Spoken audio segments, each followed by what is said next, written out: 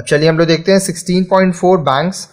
In the previous lesson, you learned that commercial banks usually provide short-term finance to the business firms in the form of loans and advances, cash credit, overdraft, etc.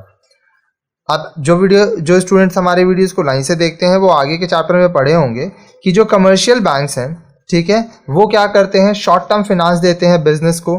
ठीक है, कैसे loans देते हैं, advance देते हैं, cash credit के माध्यम से, ओवरड्राफ्ट के माध्यम से. ये सारा चीज़ डिटेल में हम आगे के वीडियोज़ में पढ़ाए हैं. But nowadays, most of the commercial banks have also started term lending, long term and medium term, and providing need-based finance of different time periods to firms of all size. लेकिन आजकल बहुत सारे commercial bank ऐसे होते हैं जो कि long term और शॉर्ट टर्म, माफ़ कीजिएगा, लॉन्ग टर्म और मीडियम टर्म में पैसा देने लगे हैं. ठीक है, जैसा रिक्वायरमेंट होता है, टाइम पीरियड होता है, इसमें अलग अलग साइज के फर्म को, ठीक है, अपने हिसाब से, उनके क्षमता के हिसाब से पैसा दिया जाता है. Consistent with the policy of liberalisation, the bank have been allowed to evolve their own methods of assessing financial needs of the borrowers and extend them the term loans for larger size and longer period.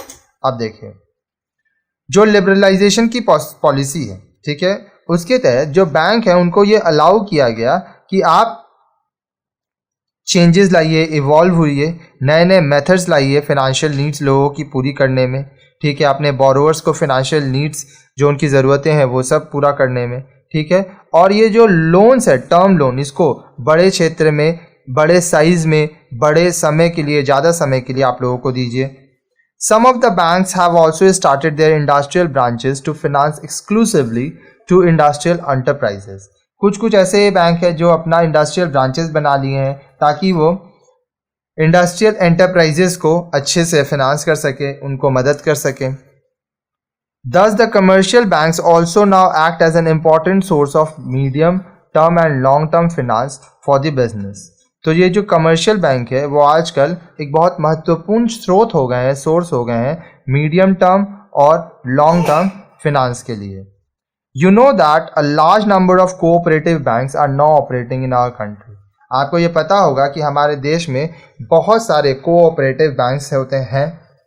These banks have the license from the RBI to operate like commercial banks. अब ये जो banks हैं इनको reserve bank of India RBI द्वारा licence मिला है ताकि ये कमर्शियल बैंक की तरह काम कर सकें.